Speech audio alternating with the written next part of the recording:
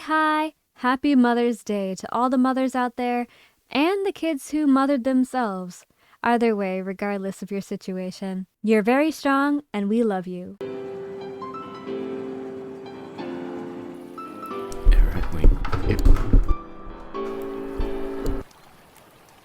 Hi there. Hi. You're probably wondering how I got this tan. Uh-huh. Well, let me tell you the story. It begins with a man by the name of Billy McFarland. Hold on, wait. He looks so disgruntled. Look at that side eye, like, how dare you witness my face? Billy McFarland. Billy was a good boy. At 22, he had dreams of becoming a super wealthy entrepreneur, dropping out of college to start a business called Magnesis. Over the years, he managed to network with some powerful people. One of them was Ja Rule. Translated from German, I believe it means, yes, rule. Over drinks, he pitched an idea. Here's an accurate recreation of that event. Mr. Rule, He says, I have a brilliant idea. Like, word, like, yo, what happened? Woo. I'm like, yo, this nigga too wild, fucking his bitch. Woo. precisely, great minds think alike. Wait, what? What? That sounded like a mixture of just having a stroke and being casual with the boys. I don't know what just happened. It will be 2 weeks of absolute luxury in the Bahamas.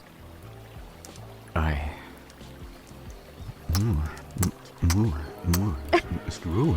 Promotion began in late 2016. What? Fyre promised beaches, ladies, gourmet food, luxury villas. Hosted on a private island in the Bahamas called Fyre Cay, once owned by Pablo Escobar. VIP tickets up to I don't know who Pablo is. Just wanted to mention that. $250,000. Swimming pigs. Swimming pigs! Alright, I'm won over. Alright, that's it. That's all I needed. I'm ready. Where are the tickets, boys? Blink 182. Major Laser. A steel drum. Welcome Ooh. to Fyre. Steel drums sound so nice. I want one, but they're really expensive. Welcome to Fyre Festival. The best 2 damn weeks of your life. I bought my ticket immediately. The day arrives. About 5,000 people are making their way directly from Miami Airport, and there are huge delays to get to Fyre Cay. Hey. Although I shouldn't say Fyre Cay, because it doesn't exist. Uh-oh. In the marketing, they referenced this island, which is actually Norman's Cay, run by George Jung, not Pablo, by the way. But that doesn't matter because we're not going there either. We're going to Great Exuma. Private island? Forget that. Population, 7,000. In fact, we're basically in the parking lot of a sandals resort. In the end, only about 500 of us make it to the island. The remaining customers' flights are cancelled. You're about to see why. We're hauled onto a school bus and taken to the site. A gravel lot with a bunch of FEMA tents. Oh no! Remember those promises of luxurious villas? Pranked ya? Enjoy your stay, and don't forget your complimentary cup of UNICEF rice. What? Turn this bus right around! Once there, no one knows whose tent belongs to whom, so staff try getting everyone into a line. Then they abandon that idea and tell everyone it's a free-for-all. Jeez. Expecting a party, this guy took all of his drugs on the flight over. He's the only one having any fun. Everyone else is grumpy because it's been 5 hours and there's no food. Oh no. What? In lieu of food, staff decide to start handing out tons of free tequila. Wait. How is that a solution? Are you just hoping they get so drunk they don't notice how hungry they are? This only exacerbates problems. Once the Yeah. food does arrive, it's just as delectable as promised though. Gourmet craft single there.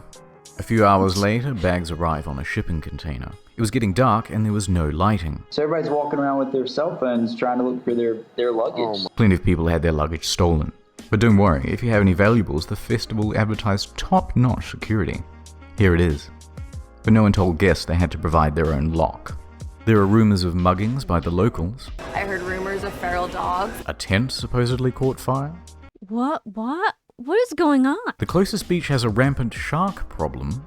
Wait, Staff really? don't have any uniforms or walkie-talkies, so no one knows who's in charge, and the people who are in charge can't talk to each other. Here's the bathroom. Many staff quit after only a couple of hours. For the few customers who were willing to just make the most of it and enjoy the music, they had some bad news too. All of the major musical acts pulled out.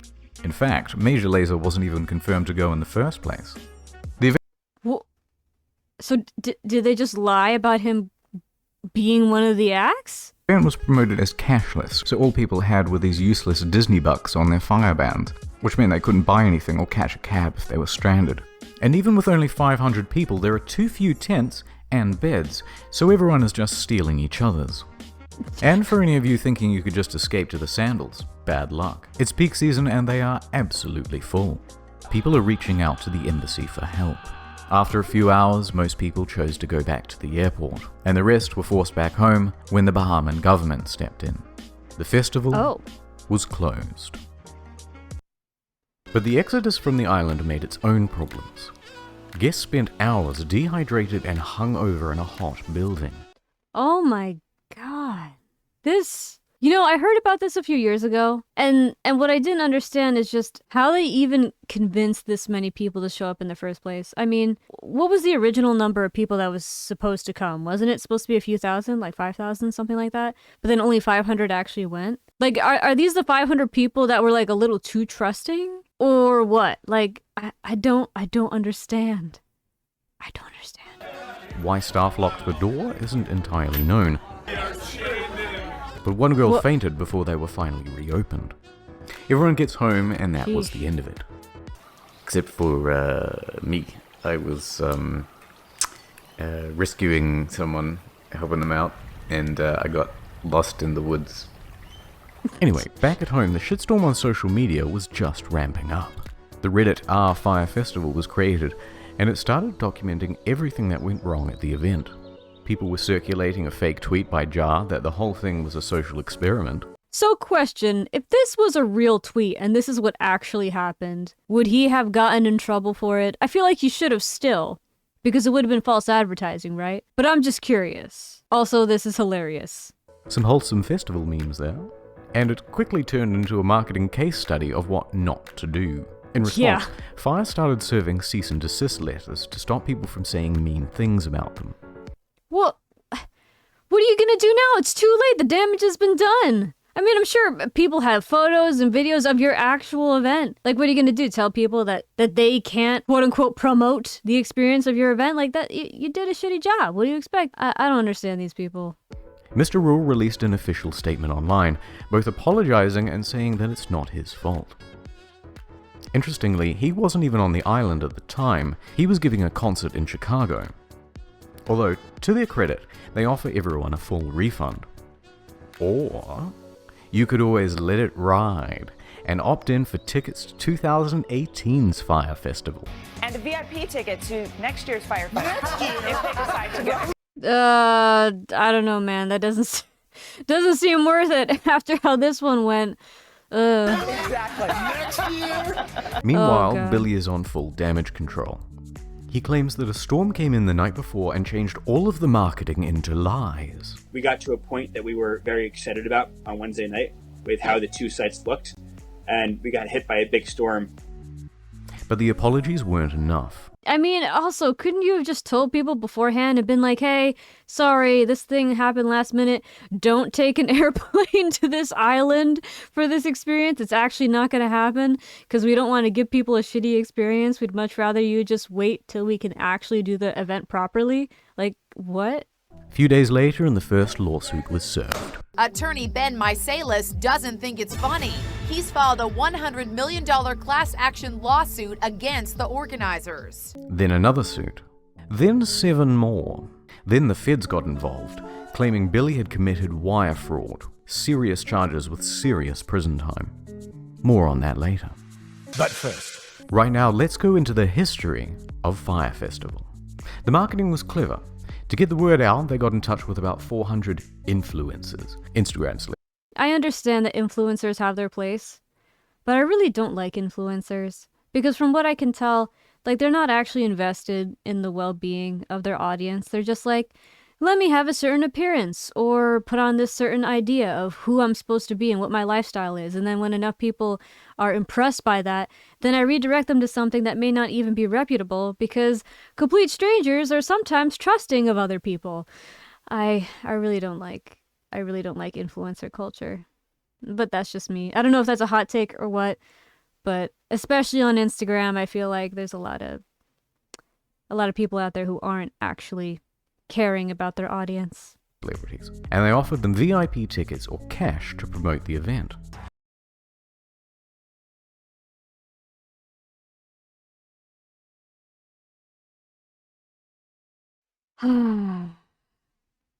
I'm not surprised. There's a lot of people who will take $250,000 to promote anything. And this is why I don't get very invested in celebrities. Unless, like, they prove over a long period of time they actually give a damn. Because this is normal. This is normal, sadly. Their marketing worked, though. The festival sold out. So how did it go so wrong? Let's start with the money. During the planning process, a consultant came in and said the festival would cost $50 million and require another year of organization. Okay, so first of all, I feel like that's too much money. Secondly, if you wanted to do that, you should have just waited a year and done it right. They should have planned this 2 whole years out. This is after they made all the promises, and they had nothing near that amount, so they started cutting expenses way back. Remember those luxury villas? They were going to cost $10 million alone, so they scrapped them. Now everyone gets a tent. Eesh. Deposits for the bands? Nope. Food, infrastructure, staff? All were cut back. But, you may ask, how did they have so little cash if they sold out? It's the price. It was way too low. Now wait a minute. A low price for a luxury festival? Like, that by itself should have been a big red flag. If someone was like, luxury festival, and it was really affordable to go, I'd be like, that's shady. Up to $250,000 a ticket is too low. In fact, on social media, people were so merciless and unsympathetic towards the guests because they thought it was a bunch of rich kids paying for tickets with a starting price of $12,000. And you can thank fake news for that assumption. You see that number repeated everywhere. But actually, very few were paying even close to that amount. The standard price was around $1,200.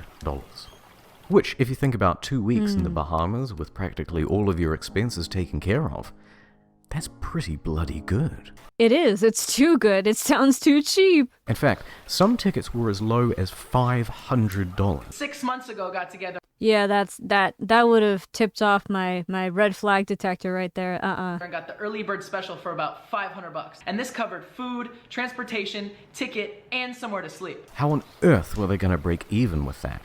They weren't. And on the flip side, there's no proof whatsoever that anyone purchased a $250,000 ticket. So basically, they're stuffed.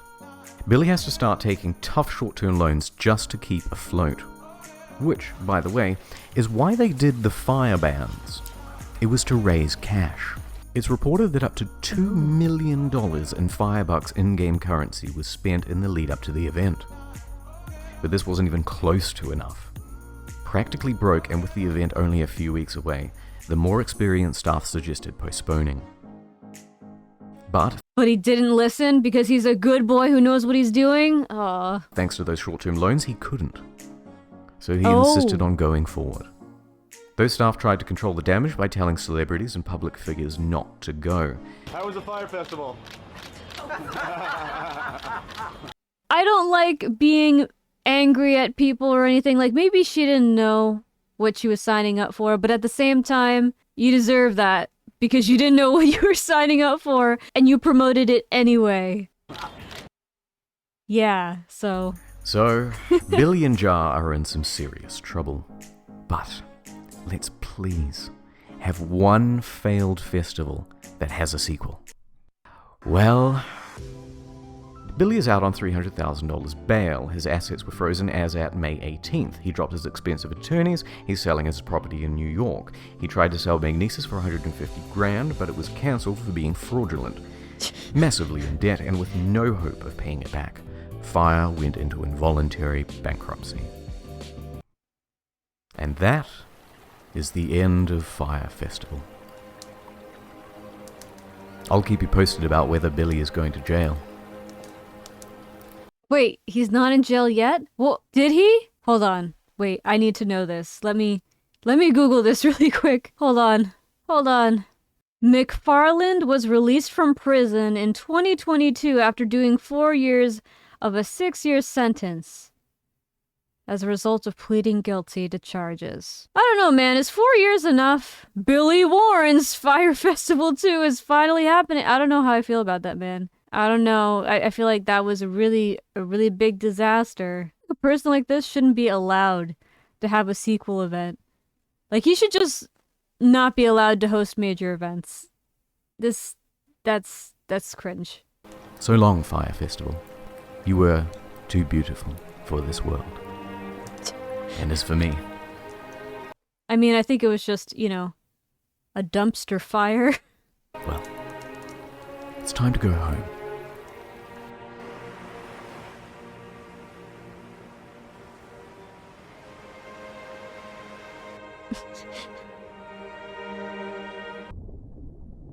No!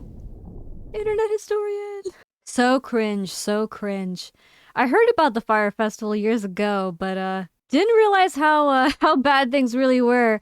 I mean, I heard it was incredibly underwhelming and, you know, a scam. But hearing about the marketing behind it, it makes so much sense. It's not only a case study, I think, in like what not to do for marketing, but I also think that it's a kind of really important story for consumers, just for the average person who's thinking about spending a lot of money on, you know, big promises that people make. I think now more than ever, people have to be cautious and not necessarily believe their favorite celebrity when they promote something, because as much as you may want to believe a celebrity has your best interest at heart, a lot of them sign on to things that they don't fully understand. And not just for the money incentive either. And I'm sure for many celebrities, the money itself is enough, but I think people just don't do their research. And, you know, maybe it's, you know, something that was brought to their attention through a friend of a friend. So they just trust people blindly, just like how the fans may trust celebrities blindly.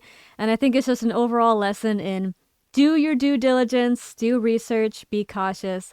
There's nothing wrong with a healthy level of skepticism.